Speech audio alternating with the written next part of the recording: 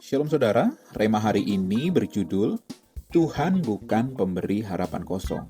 Ayatnya dari 2 Raja-Raja pasal 4 ayat 8 sampai 37. Ayat utama kita terambil dari ayat yang ke-28. Saya akan bacakan buat kita semua. Lalu berkatalah perempuan itu, "Adakah kuminta seorang anak laki-laki daripada tuanku? Bukankah telah kukatakan, jangan aku diberi harapan kosong?" Ayo kita jujur, siapa di sini yang sudah capek dikasih harapan palsu? Ketika sudah terlalu sering dikecewakan oleh manusia, kita jadi trauma dan tidak mau berharap lagi. Kita pasang jurus aman, membuat zona nyaman di mana kita memilih hidup tenang-tenang saja daripada nanti sakit hati. Kisah perempuan Sunem adalah contohnya. Dia super kaya, terhormat, dan punya segalanya. Hidupnya sudah nyaman. Ketika Nabi Elisa datang membawa janji anak, alih-alih senang, dia justru menolak janji itu mentah-mentah. Dia berkata seperti ini, "Adakah ku minta seorang anak laki-laki daripada tuanku? Bukankah telah kukatakan, jangan aku diberi harapan kosong?" Dia bukan tidak percaya Tuhan, tetapi dia takut. Dia takut kalau janji yang manis ini akan jadi bom waktu yang satu saat akan meledak dan menghancurkan hatinya. Awalnya, perempuan Sunem itu melayani Elisa dengan hati tulus. Dia membuat sebuah kamar khusus di atap rumah tanpa mengharapkan balasan apapun. Bahkan ketika Elisa bertanya mau hadiah apa, dia hanya bilang, "Aku ini tinggal di tengah-tengah kaumku," ayat yang ke-13. Dia benar-benar puas dengan hidupnya. Janji untuk punya anak adalah alarm yang mengganggu kenyamanannya. Dia takut janji itu akan memaksanya membuka hati untuk rasa cinta yang besar, yang nanti kalau hilang sakitnya akan luar biasa. Dia lebih suka aman di dalam bentengnya sendiri. Tetapi Tuhan tetaplah Tuhan. Mujizat itu terjadi. Anak itu lahir dan membawa kebahagiaan yang tidak pernah terbayangkan sebelumnya, dan janji Tuhan lunas.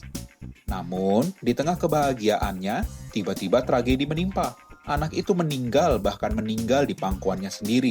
Dalam sekejap, hadiah terindah itu berubah menjadi mimpi buruk. Nah, disinilah rasa takut lama perempuan Sunem itu kembali muncul. Dia merasa, "Kan sudah kukatakan, jangan aku diberi harapan kosong."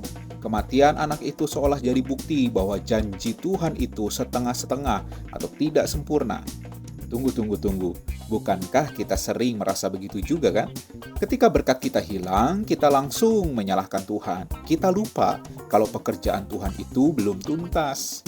Meskipun hatinya hancur, perempuan Sunem itu melakukan hal yang tidak biasa. Dia tidak teriak-teriak atau menangis di depan suaminya.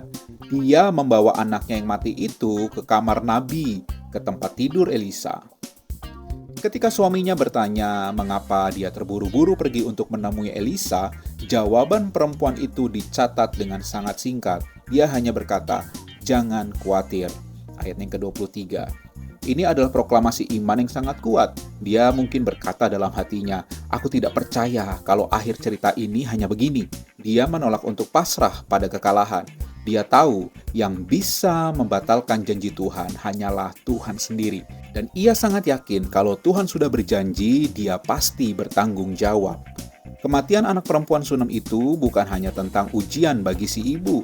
Ini adalah ujian terhadap kesetiaan Tuhan di mata seluruh dunia. Jika janji Tuhan bisa dibatalkan oleh maut, lalu apa bedanya janji Tuhan dengan janji manusia? Tuhan tentu tidak akan membiarkan namanya tercoreng. Melalui Elisa, Tuhan melakukan mujizat kebangkitan. Tuhan bukan cuma mengembalikan anak itu, dia mengembalikan integritas janjinya kepada perempuan Sunem itu. Tuhan membuktikan bahwa kuasanya mengatasi segalanya, termasuk kematian. Melalui mujizat ini, secara tidak langsung, seolah Tuhan sedang berkata, "Aku tidak hanya memberi yang kamu butuhkan, tapi aku menjaminnya, bahkan sampai mengalahkan kematian untuk kamu." Pelajaran hari ini simpel. Tuhan tidak pernah memberi harapan palsu. Dia memberi janji yang pasti. Kalau ada janjinya yang terasa hilang atau mati, itu hanya jeda yang diizinkannya untuk menunjukkan kuasanya. Dia membiarkan janji itu melewati ujian, hanya untuk membuktikan bahwa dia adalah penjamin yang absolut. Jangan takut untuk berharap lagi. Hapus sinisme di hati kita. Jika janji itu datang dari Tuhan, janji itu pasti akan tergenapi, bahkan terselesaikan dengan baik dan sempurna. Ketika kita merasa janji itu meragukan, kembalilah pada sang sumber janji itu. Ingat kembali kamar tempat Anda pertama kali menerima janjinya. Dia bukan hanya memberi janji, dia adalah penjamin janji itu. Sampai maut pun bahkan tidak berdaya melawannya.